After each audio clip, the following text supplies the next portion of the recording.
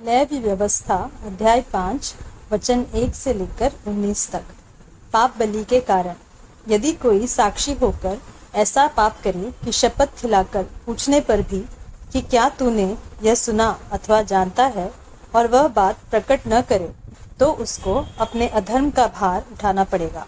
अथवा यदि कोई किसी अशुद्ध वस्तु को अज्ञानता से छू ले, तो चाहे वह अशुद्ध बनैले पशु की, चाहे अशुद्ध घरेलू पशु की, चाहे अशुद्ध रेंगने वाले जीव जंतु की लोथ हो, तो वह अशुद्ध होकर दोषी ठहरेगा। अथवा यदि कोई मनुष्य किसी अशुद्ध वस्तु को अज्ञानता से छू ले, चाहे वह अशुद्ध वस्तु किसी भी प्रकार की क्यों न हो जिससे लोग अशुद्ध हो जाते हैं, तो जब वह उस बात को जान लेगा, तब वह दोषी ठहरेगा।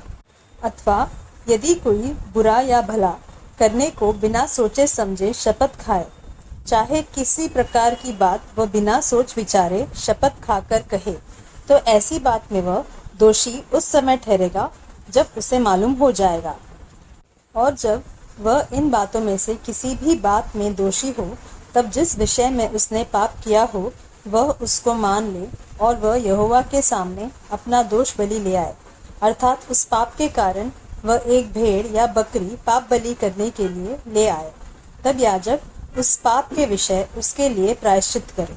पर यदि उसे भेड़ या बकरी देने की सामर्थ्य न हो, तो अपने पाप के कारण 2 पंडुक या कबूतरों के 2 बच्चे दोष बलि चढ़ाने के लिए यहोवा के पास ले आए।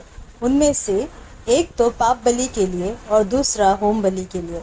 वह उनको याजक के पास ले आए, और याजक पाप बलि वाले को पहले चढ़ाए और उसका सिर गले से मरोड़ डाले, पर अलग न करे।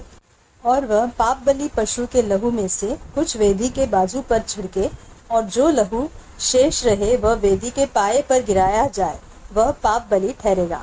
तब दूसरे पक्षी को वह विधि के अनुसार होम बलि करे, और याजक उसके पाप का प्रायश्चित करे, और तब वह क्षमा किया जाएगा। पर यदि वह 2 पंडुक या कबूतरी के 2 बच्चे भी न दे सके, तो वह अपने पाप के कारण अपना चढ़ावा एपा का 10वां भाग मैदा पाप बलि करके ले आए। उस पर न तो वह तेल डाले और न लोबान रखे, क्योंकि वह पाप बलि होगा। वह उसको याजक के पास ले जाए, और याजक उसमें से अपनी मुट्ठी भर स्मरण दिलाने वाला भाग जानकर वेदी पर यहोवा के हवनों के ऊपर जलाए। वह पाप बलि ठहरेगा। और इन बातों में से किसी भी बात के विषय में जो कोई पाप करे, याजक उसका प्रायश्चित करे, और तब वह पाप क्षमा किया जाएगा। और इस पाप बलि का शेष अन्न बलि के शेष के समान याजक का ठहरेगा। दोष बलि की विधि। फिर यहोवा ने मूसा से कहा, यदि कोई यहोवा की पवित्र की हुई वस्तुओं के विषय में भूल से विश्वासघात करे और पापी ठहरे, तो वह यहोवा के पास एक निर्दोष मेढ़ा दोष बलि के लिए ले आए। उसका दाम पवित्र स्थान के शेकेल के अनुसार उतने ही शेकेल चांदी का हो जितना याजक ठहराए। और जिस पवित्र वस्तु के विषय उसने पाप किया हो, उसमें वह 5वां भाग और चढ़ाकर याजक को दे, और याजक दोष बलि का मेढ़ा चढ़ाकर उसके लिए प्रायश्चित करे, तब उसका पाप क्षमा किया जाएगा।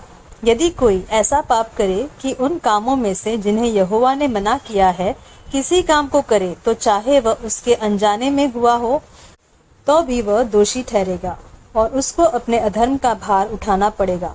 इसलिए वह एक निर्दोष मेढ़ा दोष बलि करके याजक के पास ले आए।